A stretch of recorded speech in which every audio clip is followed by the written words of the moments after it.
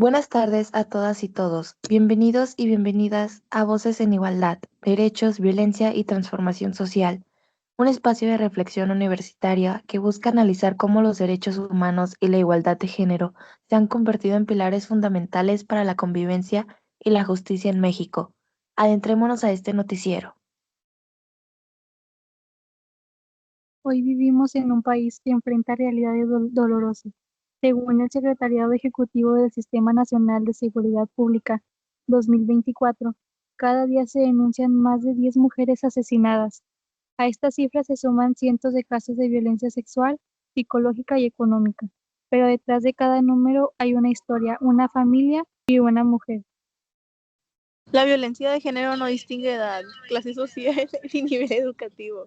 Desde las comunidades rurales hasta las universidades, el problema persiste. Según el INEGI de 2024, el 70% de las mujeres mayores de 15 años han sufrido algún tipo de violencia.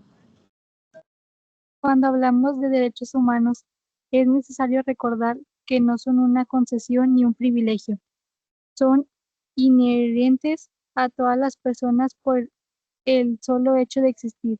Este principio, aunque hoy parece evidente, tardó siglos en consolidarse si nos remontamos a los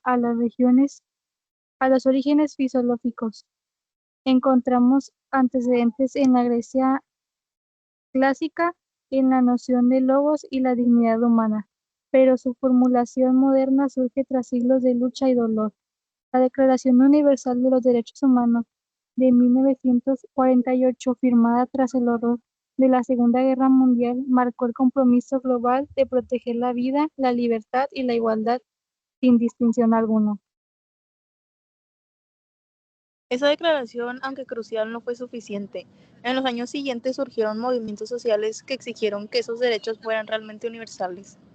El movimiento feminista, el movimiento por los derechos civiles en Estados Unidos, la lucha por la despenalización de la homosexualidad y las primeras organizaciones de defensa de los derechos LGBT en América Latina. En México, esos ecos se tradujeron en movilizaciones, debates y poco a poco en cambios legislativos. Pero en los derechos humanos no pueden analizarse de manera aislada. Están profundamente entrelazados con los contextos económicos, políticos y culturales. No basta con reconocerlos en los documentos internacionales.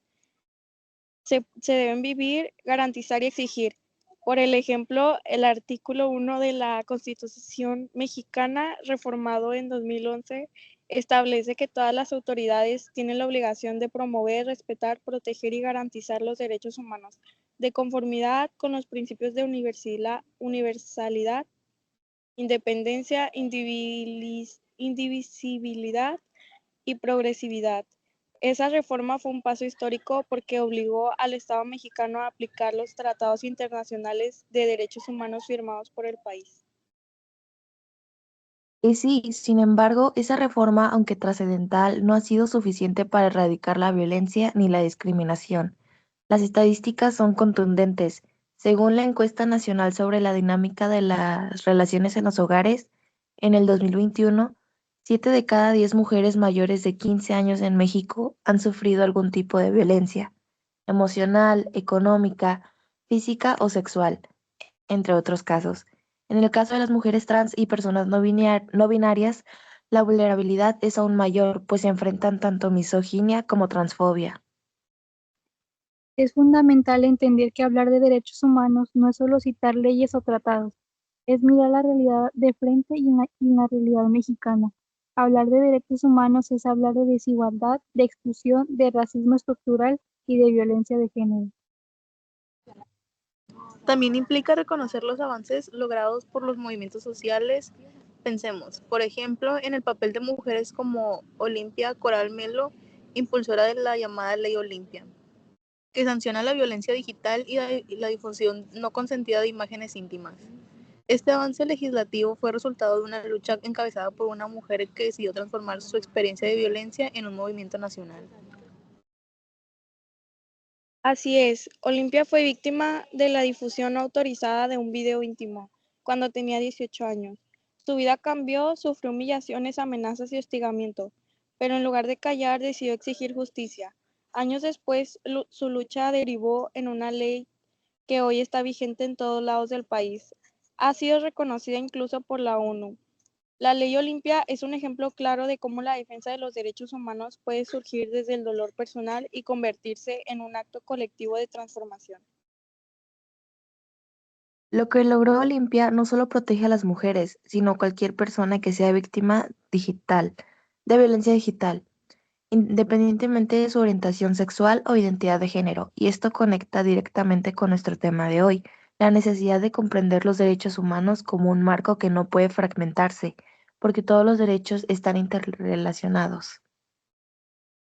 En efecto, la visión moderna de los derechos humanos busca romper con la jerarquía que históricamente los separaba. No hay derechos más importantes que otros. Los derechos civiles y políticos son tan esenciales como los derechos económicos, sociales, culturales y ambientales. Por eso, cuando hablamos de igualdad de género, derechos de la comunidad LGBTQI+, estamos hablando también del derecho a la educación, a la salud, al trabajo digno y a la libertad de expresión y al acceso a la justicia. Y sin embargo, muchas veces el discurso de los derechos humanos se queda en el plano retórico. Se habla de igualdad, pero se mantienen estructuras patriarcales y heteronormativas que excluyen a quienes no encajan en los modelos tradicionales. Esta tensión entre el discurso y la práctica es el gran desafío de nuestro tiempo. Por eso, espacios como este foro son tan necesarios porque nos permiten analizar críticamente los avances, reconocer los pendientes y recordar que los derechos humanos no se conquistan una vez y para siempre, se defienden día a día. Para contextualizar el problema, es necesario mirar algunos de los casos que han sacudido a México en los últimos años, casos que no solo representan tragedias personales, sino que también evidencian fallas estructurales en materias de derechos humanos y de justicia. Uno de los más impactantes fue el de Ingrid Escamilla, ocurrido en febrero de 2022. Ingrid fue víctima de feminicidio en la Ciudad de México, a manos de su pareja. Lo que convirtió su caso en un símbolo fue la manera en la que los medios de comunicación difundieron las imágenes de su cuerpo sin vida, violando su dignidad incluso después de la muerte. La indignación pública fue tan grande que el Congreso aprobó reformas a la Ley de Víctimas y al Código Penal para sancionar la difusión de material gráfico de víctimas de delitos. Ese caso fue paradigmático porque mostró cómo la violencia contra las mujeres no termina con el crimen, continúa en los medios, en los comentarios, en redes sociales y en la revictimización institucional. Ingrid Escamilla se convirtió en el rostro de una lucha contra el sensacionalismo y la violencia mediática. Otro caso emblemático es el de Adriana Fernández López, joven mexicana cuyo cuerpo fue encontrado en octubre del 2022. Las primeras versiones oficiales intentaron minimizar el caso señalando causas naturales, pero las investigaciones independientes y la presión social demostraron que se trató de un feminicidio. Este caso reveló la falta de perspectiva de género en las investigaciones judiciales y la resistencia institucional para reconocer la violencia contra las mujeres como un problema estructural. Y no podemos dejar fuera el caso de Devani Escobar, ocurrido en 2022 en Nuevo León. Su desaparición y hallazgo sin vida provocaron un debate nacional sobre la violencia que enfrentan las mujeres jóvenes en México. Su imagen, una joven de 18 años, estudiante, que salió de fiesta y nunca regresó, se volvió símbolo de una generación que existe respuesta y justicia. Estos tres casos, Ingrid, Ariadna y Devani, son apenas una muestra de la violencia feminicida que atraviesa el país. Detrás de cada nombre hay familias, comunidades y vidas interrumpidas, pero también hay un llamado a la acción colectiva. La violencia de género en todas sus formas es una violación a los derechos humanos y cuando el Estado falla en prevenirla, investigarla o sancionarla, incurre en responsabilidad internacional. La Convención de Belém do Pará 1994 obliga a los estados latinoamericanos a actuar con la debida diligencia frente a la violencia contra las mujeres. México ha firmado ese trato, pero su aplicación sigue siendo deficiente. El caso de Lesbi Perlin Osorio, asesinada en 2017 dentro de las instalaciones de la Ciudad Universitaria en la UNAM, es un ejemplo doloroso de cómo las instituciones educativas tampoco están exentas. En un inicio, la Procuraduría intentó clasificar su muerte como suicidio. Solo tras la presión del movimiento feminista y de la familia se reconoció que fue un feminicidio. Ese caso marcó un antes y un después en la exigencia de protocolos universitarios para prevenir y atender la violencia de género. Y justamente más adelante hablaremos del protocolo unigénero de la UNL, que representa uno de los esfuerzos más sólidos en el ámbito universitario para atender este tipo de problemáticas. Pero antes debemos seguir analizando cómo se construye el concepto de igualdad desde la perspectiva de los derechos humanos. Así es, Ana, porque los derechos no solo se reclaman, también se construyen en la práctica cotidiana. Cada acción, cada ley, cada protesta, cada espacio educativo donde se fomenta el respeto y la equidad contribuye a esta construcción. La violencia de género no es un asunto privado, es un problema público y estructural. Y la educación junto con la empatía y la justicia son nuestras mejores herramientas para erradicarla. Los derechos humanos son el punto de partida. La Declaración Universal de los Derechos Humanos de 1948 establecía que todas las personas nacen libres e iguales en dignidad y derechos, pero aún hoy, en pleno siglo XXI, la igualdad sigue siendo una deuda pendiente. México ha firmado tratados como la CEDAW, la Convención para la Eliminación de todas las formas de discriminación contra la mujer y la Convención de Belém do Pará, que reconoce la violencia de género como una violación a los derechos humanos.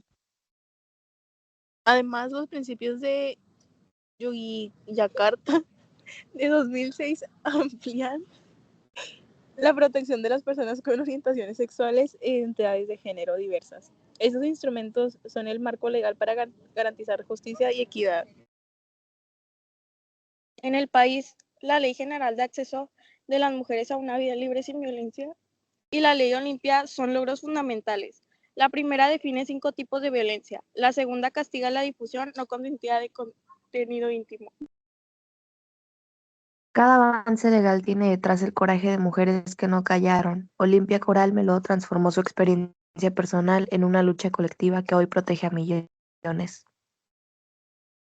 Y desde las universidades se han desarrollado mecanismos específicos como el Protocolo Unigénero de la UNL, que promueve la atención integral de las víctimas con enfoque de género y derechos humanos. El protocolo no solo sanciona, sino que busca prevenir, implementa capacitación, acompañamiento psicológico y jurídico, y fomenta la cultura del respeto.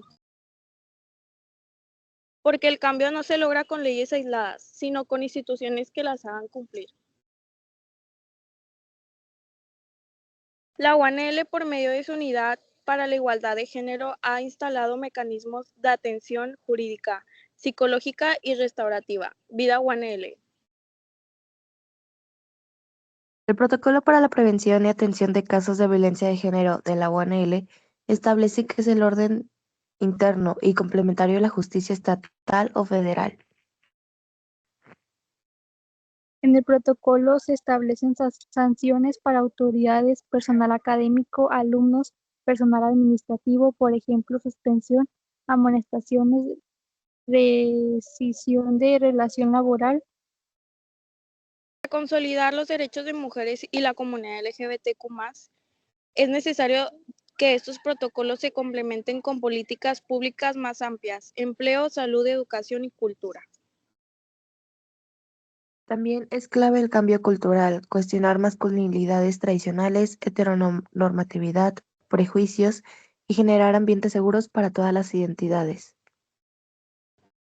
Las universidades deben ser lugares seguros, pero también son reflejo de la sociedad. Casos de acoso y hostigamiento y discriminación ocurren con frecuencia. El protocolo unigénero de la UNL es un ejemplo de la respuesta institucional. Incluye mecanismos de denuncia, acompañamiento, prevención con perspectiva de género. Además, impulsa talleres de sensibilización, formación docente y campañas para erradicar la violencia simbólica dentro de los espacios universitarios. Las instituciones educativas deben asumir que no basta con sancionar, deben transformar la cultura universitaria. Formar profesionales libres de prejuicios es construir un país más justo. Hablar de igualdad implica hablar también de diversidad. En México, la comunidad LGBTQI+ ha enfrentado exclusión y violencia por su orientación o identidad.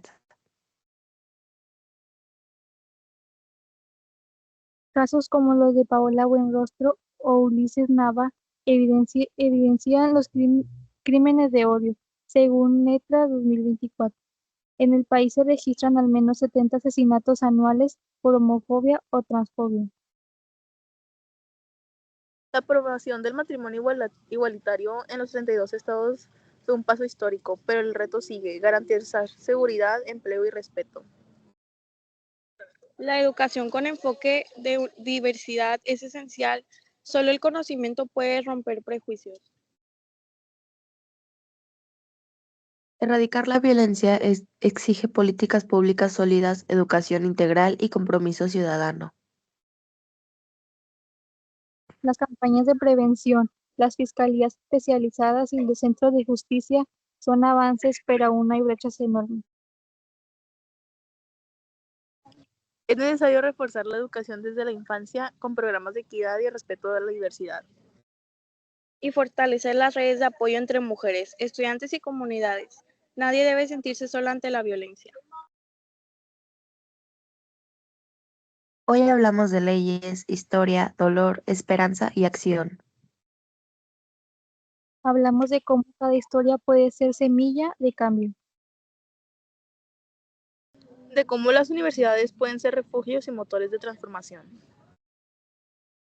Y de cómo la empatía, la justicia y la educación son las herramientas más poderosas contra la violencia. El protocolo unigénero y los movimientos sociales nos enseñan que la lucha por la igualdad no termina, se reinventa cada día. Porque vivir sin miedo es un derecho, porque todas, todos y todes merecemos respeto, porque la igualdad no es un sueño, es una meta posible.